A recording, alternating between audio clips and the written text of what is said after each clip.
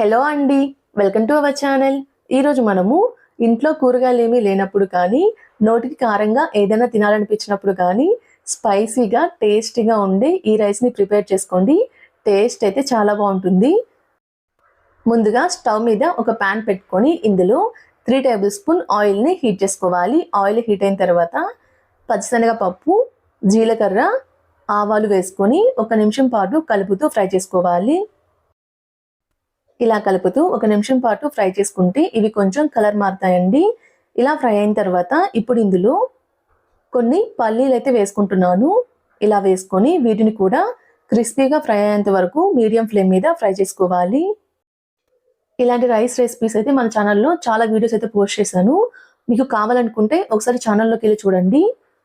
ఇలా పల్లీలు క్రిస్పీగా ఫ్రై అయిన తర్వాత ఇప్పుడు ఇందులో 2 ఎండుమిర్చిని అయితే తుంచి వేసుకుంటున్నాను. అలానే 2 పచ్చిమిర్చిని పొడుగ్గా కట్ చేసుకొని వేసుకుంటున్నాను. ఇందులోని కొన్ని కరివేపాకు రెబ్బలు కూడా వేసుకొని మొత్తాన్ని కలుపుతూ 1 నిమిషం పాటు ఫ్రై చేసుకోవాలి.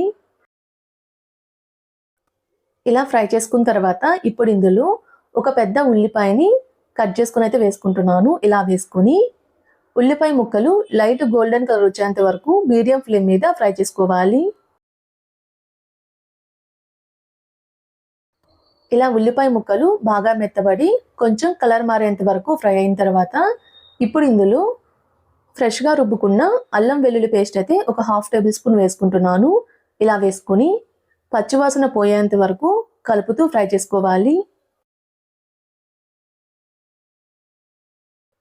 ఇలా కలుపుతూ అల్లం వెల్లుల్లి పేస్ట్లో ఉన్న పచ్చివాసన పోయేంత వరకు ఫ్రై చేసుకున్న తర్వాత ఇప్పుడు ఇందులో ఒక 1/2 టేబుల్ స్పూన్ పసుపు, ఇందులోని మీ టేస్ట్కి సరిపడినంత సాల్ట్ వేసుకోవాలి. అలానే 1 టేబుల్ స్పూన్ కారం వేసుకొని మొత్తాన్ని కలిసే విధంగా కలుపుకోవాలి.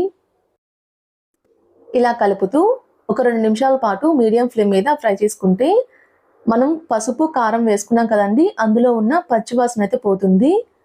ఇలా ఫ్రై అయిన తర్వాత ఇప్పుడు ఇందులో ఉడికించుకున్న రైస్ని అయితే వేసుకుంటున్నాను. ఇలా వేసుకొని రైస్ మొత్తాన్ని కలిసే విధంగా కలుపుకోవాలి.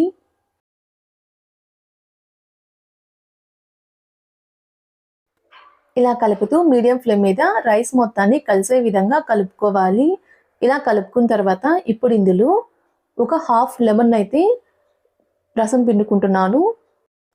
ఇలా లెమన్ రసం పిండుకోవడం వల్ల టేస్ట్ అయితే బాగుంటుందండి. ఇలా రసం మొత్తం పిండుకున్న తర్వాత ఇప్పుడు ఇందులో సన్నగా తరిగిన కొంచెం కొత్తిమీరని కూడా వేసుకొని ఒకసారి మొత్తాన్ని కలిసే విధంగా కలుపుకోవాలి. ఇలా రైస్ మొత్తాన్ని కలిసే విధంగా కలుపుకున్న తర్వాత స్టవ్ ఆఫ్ చేసి ఒక సర్వింగ్ బౌల్లోకి సర్వ్ చేసుకుంటే ఎంతో టేస్టీగా ఉండి రైస్ అయితే రెడీ అయిపోతుందండి. ఇలా రెడీ చేసుకున్న రైస్ అయితే కారం కారంగా పుల్ల పుల్లగా చాలా టేస్టీగా ఉంటుందండి. మీరు కూడా ట్రై చేసి ఎలా వచ్చిందో నాకు కామెంట్ చేయండి. మా వీడియో మీకు నచ్చినట్టయితే లైక్ చేయండి, షేర్ చేయండి, మా ఛానల్ని సబ్స్క్రైబ్ చేసుకోండి. Thanks for watching.